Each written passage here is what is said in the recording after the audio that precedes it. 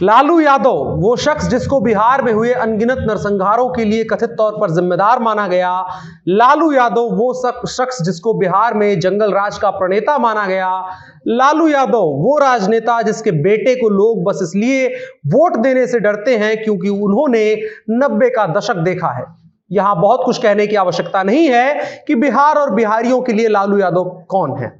उनकी पार्टी के Twitter handle से एक पुराना वीडियो सर्कुलेट किया जा रहा है जिसमें लालू यादव ये कहते हुए नजर आ रहे हैं कि एक प्रधानमंत्री और एक आम इंसान दोनों की जान की कीमत समान होती है। यह बयान संभवतः तब का है जब लालू यादव ने लाल कृष्ण आडवाणी जी की रथ यात्रा को रुकवाया था और उनको जेल में डाल दिया था क्योंकि आडवाणी जी राम मंदिर बनवाने के लिए जन समर्थन और जन जागरण कर रहे थे और लालू यादव अपने समय के बाकी नेता जो गैर भाजपाई थे उन्हीं की तरह राम मंदिर बनाने की मांग करने वाले को आतंकवादी माना करते थे। उसी वक्त लालू यादव ने बयान दिया था और बता रहे थे कि एक आम आदमी और प्रधानमंत्री की जान की कीमत बराबर होती है। इसके आगे वो कहते हैं कि हमने अपने राज में दंगा फसाद नहीं होने देंगे। सही बताइएगा लालू जी, क्योंकि हमारी आंखों के सामने जो आंकड़े और तस्वीरें तैर रही हैं वो अलग दिखा रहे हैं सब कुछ। सबसे बड़े गुंडे के राज आपके राज में रहे, सबसे बड़े नरसंहार आपके राज में हुए। मतलब 100 चूहा खा के बिल्ली एक बार हज को तो जा सकती है, लेकिन एक सजाए याफ्ता आदमी ये कहे तो तनिक भी उसके मुंह पर शोभा नहीं देता है। अब मुझे समझ नहीं आ रहा है कि बात रोक करके मैं अपना इंट्रो कहां से दूं कि मैं अनुराग मिश्रा और ये जनता जंक्शन शो है। चलिए नाना कहते इंट्रो तो दे दिया है, बिल्कुल वैसे उसी तरह जैसे आप दंगा फसाद नहीं पसंद करते करते अपने ही राज में सबसे ज्यादा दंगा फसाद करवा दिए। दरअसल ये सब मामला और बहस इसलिए हो रही है क्योंकि बीते दिनों प्रधानमंत्री नरेंद्र मोदी की सुरक्षा में चूक का मामला सामने आया। तब से मूलतः दो धड़ा बोल रहा है। एक जो प्रधानमंत्री की सुरक्षा में चूक को गंभीर बताते हुए पंजाब सरकार और प्रशासन पर सवाल उठा रहा है। दूसरा ये कि वो कह रहा है कि ये सब पॉलिटिकल स्टंट है और सुरक्षा में कोई चूक नहीं हुई है। दोनों बातें अपने आप में गंभीर हैं, लेकिन बिहार में ये बातें अलग ढंग से ही ट्रांसलेट हो रही हैं। राष्ट्रीय जनता दल और लालू यादव को एक ऐसे समय में मसीहा बना करके पेश कर रही है जब असलियत में तेजस्वी यादव लालू यादव की परछाई से बाहर निकलना चाह रहे हैं। बिल्कुल वैसे ही जैसे आज से कुछ बरस पहले उत्तर प्रदेश में अखिलेश सिंह यादव मुलायम सिंह यादव की परछाई से बाहर निकलना चाह रहे थे और किस तरह से बाहर निकले हम सब ने देखा। अब सवाल है कि अगर ये दोनों नेता और खास करके तेजस्वी यादव और राष्ट्रीय जनता दल अपने पिताओं पर के किए गए पर इतने गौरवान्वित हैं तो उनके राज में हुए अपराधों और भ्रष्टाचारों के लिए माफी क्यों मांग रहे हैं। असलियत में तो अगर किसानों को आज उस बिल के वापस लिए जाने के लिए किए गए साल भर के संघर्ष के और सरकार के खिलाफ खड़े होने के लिए तमाम बधाइयां पेश की जा रही हैं तो लालू यादव मुलायम सिंह यादव समाज समेत तमाम नेताओं को लाल कृष्ण आडवाणी जैसे नेताओं के पैरों में पड़ करके माफी मांगनी चाहिए कि हमने आपके साथ गैर कानूनी हरकत की, आपके कार्यकर्ताओं आंदोलनकारियों और कार्यसेवकों की हत्याएं करवाई और वो तो निहत्थे भी थे और आज उनको कानूनी तौर पर मान्यता मिली है कि उनका आंदोलन और उनकी मांग पूरी तरह जायज थी और उनको इसके लिए 5 दशक से भी ज्यादा का वक्त लग गया और न जाने कितनी जानें देनी पड़ गई। हम किसानों के संघर्ष को डिमीन कतई नहीं कर रहे हैं, लेकिन इन शेर की खाल ओढ़े सियारों की हकीकत बताने के लिए इससे बेहतर और फिलहाल के वक्त में रिलेवेंट उदाहरण नहीं मिला। होना यह चाहिए था कि प्रधानमंत्री की सुरक्षा में यदि चूक हुई है तो उसकी जांच होती, जिम्मेदारी तय होती और दोषियों को सजा मिलती और आगे ऐसा नहीं होगा यह सुनिश्चित किया जाता। प्रधानमंत्री देश का गौरव होता है। आखिरकार बाहरी नेताओं से बेहतर चरणजीत सिंह चन्नी का स्टैंड माना जाएगा। उन्होंने साफ लहजे में इसकी जांच की बात कही, लेकिन ऐसे नेता जो पहला तो बाहरी हैं और जिनकी खुद जेब फटी हुई है वो रेगिस्तान में रेत थैली में रख करके बाहर जाना चाहते हैं। जिस बिहार को बर्बाद किया, जिसको 30 सालों से चाहे लालू राज हो या नीतीश राज, जिसमें इस बिहार को ठगा गया, वहां के नेताओं को शर्म नहीं आती बाहरी मसलों पर बोलते हुए ऐसे समय में जब बिहार के अपने तमाम मसले आंखों के सामने तैर रहे हैं। हिम्मत कैसे हो जाती है आपकी पंजाब और दिल्ली जैसे राज्यों के मसले पर बोलने की, जिनकी जीडीपी और कमाई आपसे कई गुना ज्यादा है और उनके हिस्से लालू यादव का जंगल राज नहीं आया है। और अगर इतिहास में दिलचस्पी रखते हैं, क्योंकि आपने इतिहास से एक वीडियो निकाल करके लगाया है, तो पता करिएगा अगर एक आम आदमी और प्रधानमंत्री की जान की कीमत एक ही होती है तो इंदिरा गांधी नाम की एक प्रधानमंत्री जिसकी जान की कीमत एक आम आदमी जैसी होनी चाहिए थी, उसकी हत्या के बाद पंजाब से लेकर के दिल्ली तक खून की नदियां क्यों बही थी?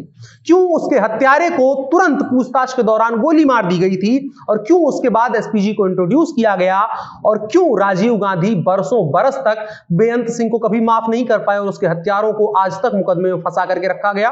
अगर एक आम आदमी की जान की कीमत और प्रधानमंत्री की जान की कीमत इतनी होती है तो इंदिरा गांधी की मौत को राष्ट्रीय शोक के तौर पर क्यों मनाया गया था? क्योंकि जान की कीमत अगर एक ही थी तो प्रोसीजर तो एक ही होना चाहिए था, बाकी नहीं पालन किया गया। और बिहार के लोग अगर इसमें इंटरेस्ट दिखा रहे हैं तो ये किसी तरीके से इंटरेस्ट हो करके या राजनीति हो करके, उससे भी ज्यादा कहीं ये है शर्म की बात कि जब बिहार में अपनी समस्याएं, तमाम चीजें हैं, तमाम अपनी समस्याएं यहां दिख रही हैं और तमाम चीजें ऐसी हैं जिनको दुरुस्त किया जाना जरूरी है, उन पर नहीं बोलने के बजाय एक बाहरी मसले पर आप बोल रहे हैं जिससे कुछ खास आपका लेना देना है नहीं, कम से कम राजनेताओं का। बाकी आपकी क्या राय है कमेंट बॉक्स में जरूर बताइएगा।